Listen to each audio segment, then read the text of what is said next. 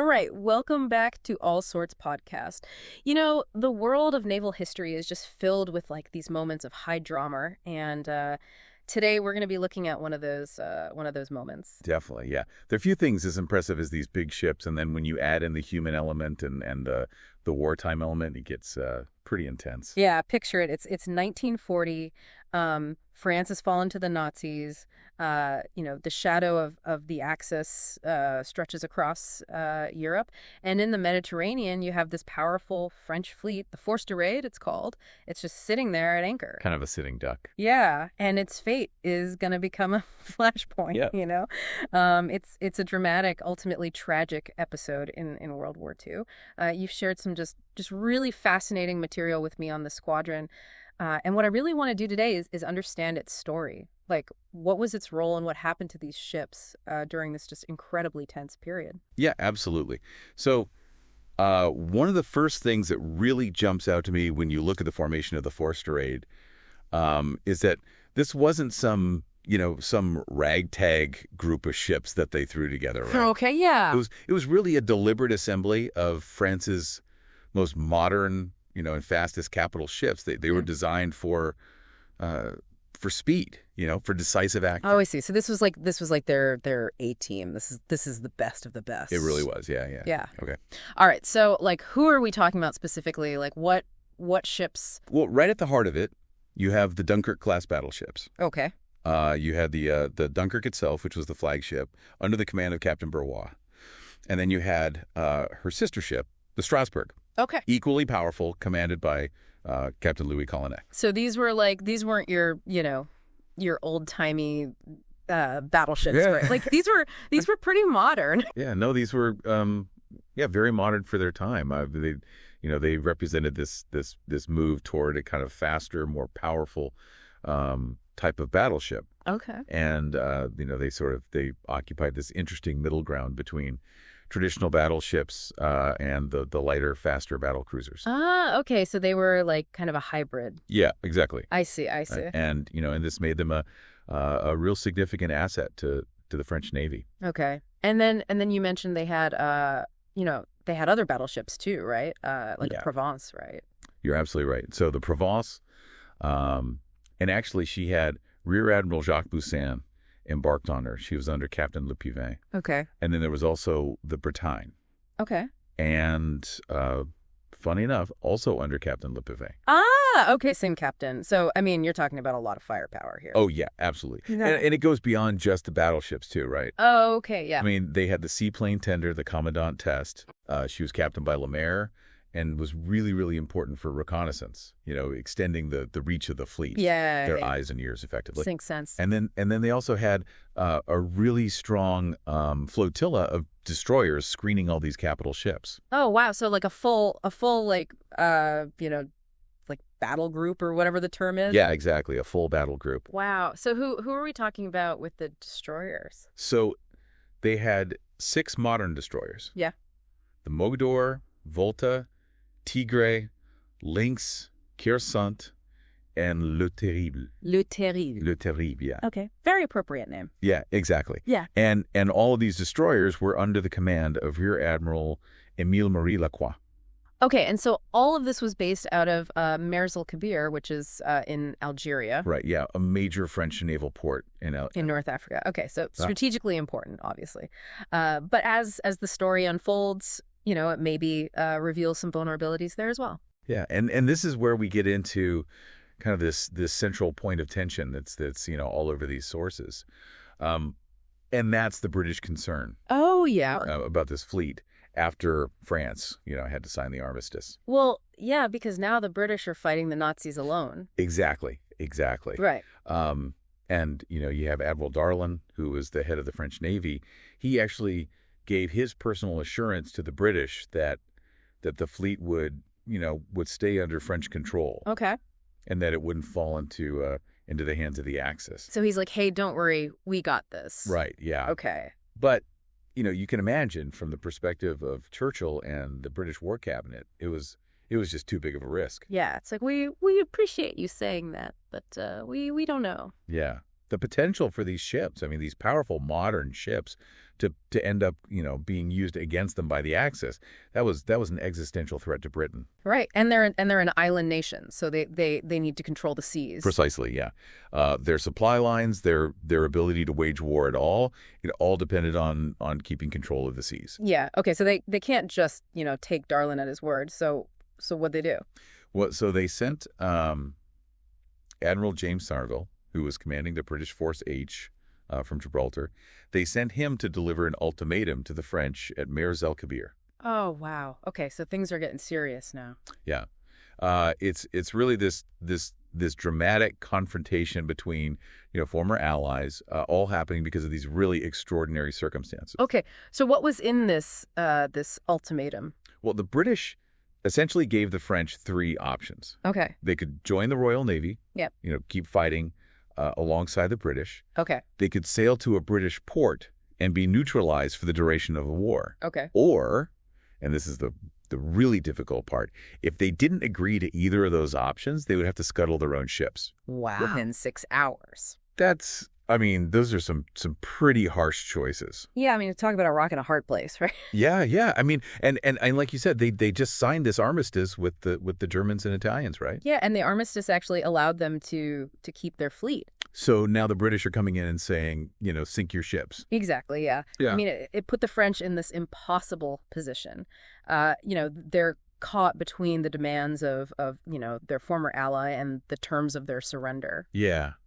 Talk about a no-win situation. Really was. And this leads us, directly to Operation Catapult. Okay. Which was the British plan to either take control of the French fleet or to make sure that it could never be used by the Axis. Okay. And Mers-el-Kébir was only one part of it. Oh, okay. So this was a big operation. Yeah. There were French ships in British ports all over the place, Plymouth, Portsmouth, you name it. The Royal Navy started boarding these ships. Sometimes, things turned violent, like on the submarine, the Surcouf. There were actual clashes. Some ships were just seized outright. Wow. But there was also a big French squadron in Alexandria, in Egypt. Okay. And this one was under the command of Admiral René-Émile Godefroy. Okay. And luckily, in that case, they were able to work out a negotiated solution. Oh, okay. So not all bad news. Right, yeah. They neutralized the ships by agreement, which, avoided more bloodshed. Good. So, yeah, shows that not every encounter had to end in fighting. Yep. But yeah, Mers-el-Kébir was definitely the most dramatic and tragic part of Operation Catapult. Okay, so let's dig into that. What happened there? So the British Force H, it was a very powerful fleet. They had the battlecruiser HMS Hood. They had the battleships HMS Valiant and Resolution. Mm-hmm. And they even had an aircraft carrier, the HMS Ark Royal. Oh, wow. So they brought the big guns. Yeah, they really did. Yeah. And one thing to think about here, which is pretty important tactically, is that the French fleet was at a huge disadvantage. In what way? Well, they were anchored in this harbor, so they didn't have a lot of room to maneuver. Oh, okay, yeah. And on top of that, they were former allies, so they probably weren't really expecting to get attacked. Yeah. And then if you look at the firepower, the British capital ships had 15-inch guns. Wow. So they could throw a lot more weight around than the French battleships could. Okay. So yeah, it was not a good situation for the French. So what happened? Like how did it actually kick off? Well, even while they were still trying to negotiate, the British started to make some moves that showed their intentions pretty clearly. Like what? Well, they sent out some Fairey Swordfish aircraft from the Ark Royal. Okay. And these aircraft laid mines across the exit of the harbor. Oh, wow. So now the French ships are basically trapped. Okay, so they're stuck. Yeah, and then on top of that, you had this brief but pretty intense air battle, right? Oh, okay. French Curtiss H-75 fighters, they actually intercepted the British aircraft. Okay. And in this dogfight that followed, one of the British skuas was shot down. Okay. That was actually the only British fatality of the whole operation. Oh, wow. So it shows you, that the French weren't totally unprepared. Yeah, they put up a fight. They did. Yeah. But then at 5:07 p.m. on July 3rd, the British opened fire. Oh, wow. And the whole harbor just, erupts in this huge barrage. Jeez. So, like, what happens to the French ships? Like, what's the damage? Well, the Dunkirk and the Strasbourg, they were in a really bad spot at first. Why is that? Well, they were moored with their sterns facing the sea. Okay. So they couldn't bring their main guns, the ones on the front, to bear right away. Ah, I see. So they lost a lot of time just trying to get into a position to actually, fire back. Okay. And meanwhile, the British are pounding them. Yeah, yeah. And the Britannia, she actually took a direct hit. Oh, no. It ignited one of her magazines. Oh, God. And she blew up. Oh, man. She sank really quickly, and almost 1,000 crew members were lost. 977 to be exact. God. Just a devastating blow. Yeah, so like one ship completely gone, just like that. Yeah, yeah. And the Provence was also hit really badly. Okay. Multiple shell hits. The Dunkirk, the flagship, she was seriously damaged as well. Okay. And actually, her crew ended up running her aground to keep her from sinking completely. And then the destroyer, the Mogador, she pretty much got cut in half when her stern got blown off. Jeez. She ended up grounded too. I mean, the whole harbor was just a scene of total destruction. Oh my God, it's like something out of a movie. Yeah, it was really, really bad. And then more French fighter aircraft arrived. Wow. Morane-Saulnier MS-406s. And they got into it with the British planes. So now you have dogfights happening over this burning harbor. Wow. Just chaos everywhere. Yeah, yeah. But amidst all this tragedy, there was one bright spot. Yeah. One moment of defiance. Oh, okay. What was that? Well, the Strasbourg, she managed to get away. Oh, wow. Along with 3 destroyers and a gunboat. They slipped their moorings and just, they made a run for it. Wow. I mean, good for them. Yeah, it was really impressive. I mean, they had to get through the minefield that the British had just laid. Oh, yeah. And they were under constant attack from the Swordfish bombers. And actually, the French anti-aircraft gunners were good enough to shoot down 2 of those British planes. Wow. So they were fighting back. Oh, yeah. They were not going down without a fight. So the Strasbourg escapes. Yeah. What about the British? Did they just let them go?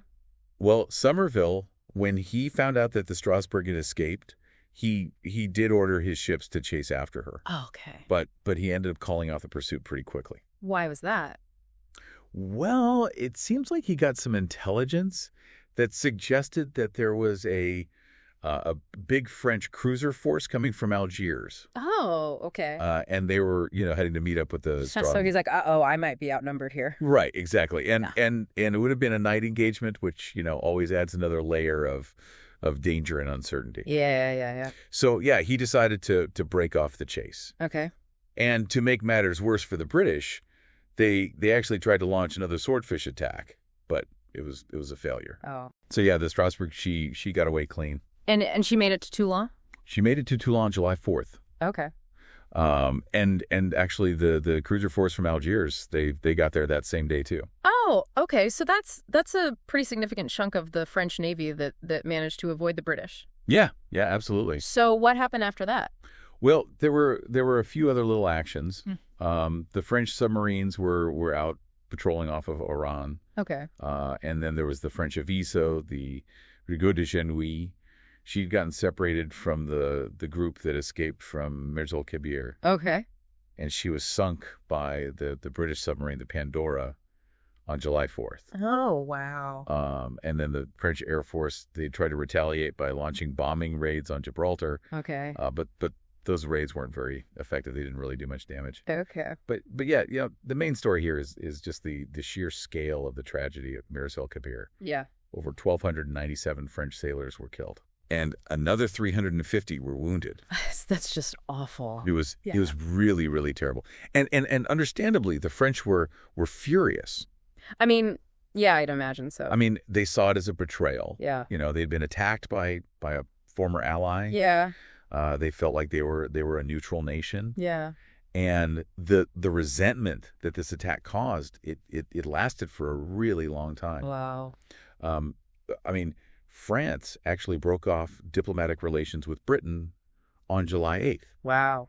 So that shows you just how badly this damaged their relationship. Yeah. But amidst all this, it's important to remember that not all the French ships met this kind of violent end, right? Oh, yeah. You mentioned the squadron in Alexandria. Yeah. So Admiral Godefroy's ships, they were successfully neutralized through negotiations, Okay. which is, very different from what happened at Mers-el-Kébir. Yeah. And the attack at Mers-el-Kébir, it actually really strained the relationship between Churchill and Charles de Gaulle. Oh, okay. Because the British had kind of recognized de Gaulle as the leader of the Free French. Okay.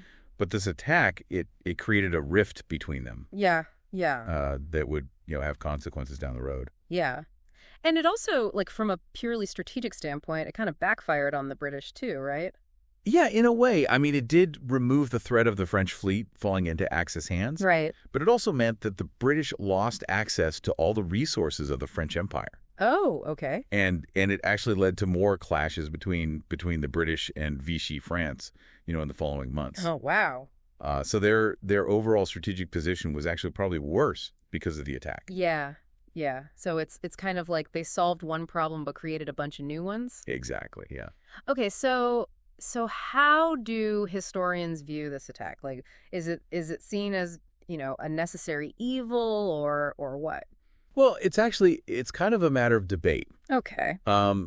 There are some historians who say that it was a necessary show of force by the British. Okay. To show the world that they were serious about fighting the Axis no matter what. Okay.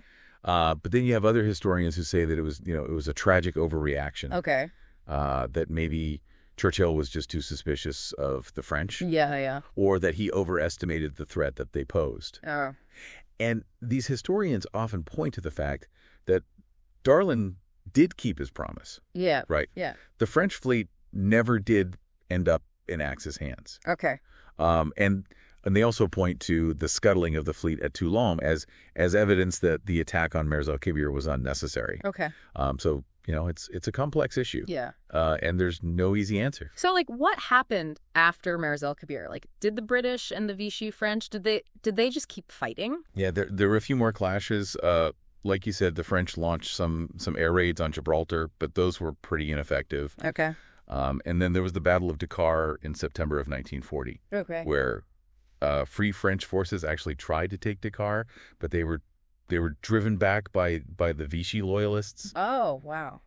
So yeah, things were definitely still tense between them. Yeah. Okay, so what finally happened to the French fleet? Like, how did it all end?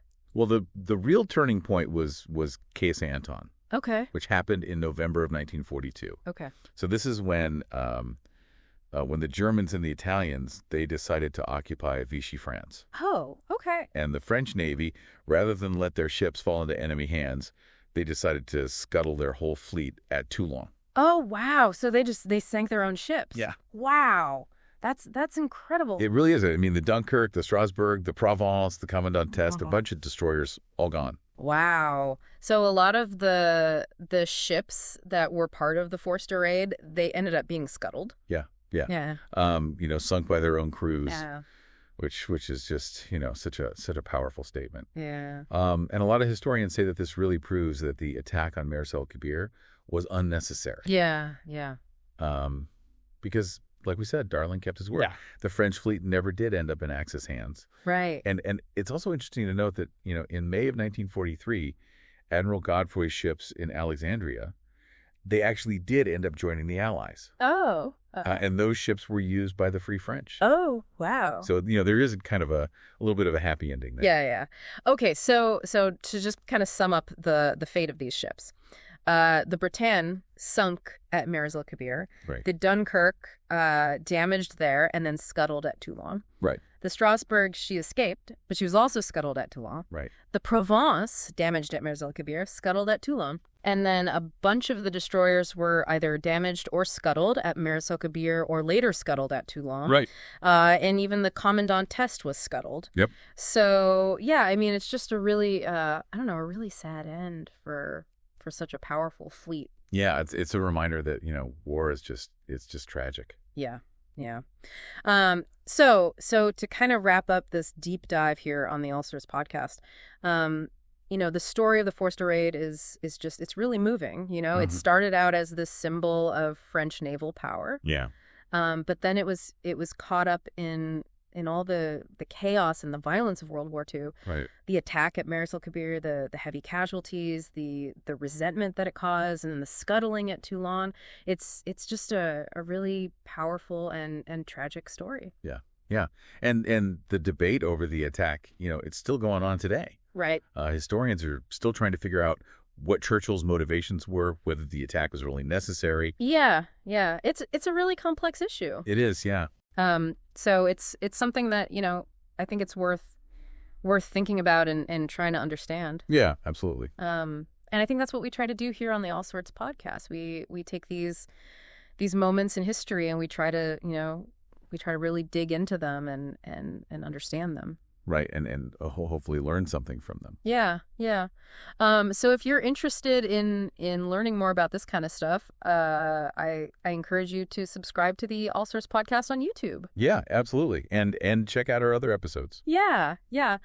We've covered a lot of different topics, all sorts of stuff, really. Yeah, and follow us on X, on Instagram, on Threads. Yeah, we're all over the place. And we'd love to hear from our listeners. So, if you have any thoughts or questions about this episode or any of our other episodes, feel free to reach out to us. Yeah, we love engaging with our community. Yeah, yeah. So thanks for listening, and we'll see you next time on the All Sorts podcast. See you next time.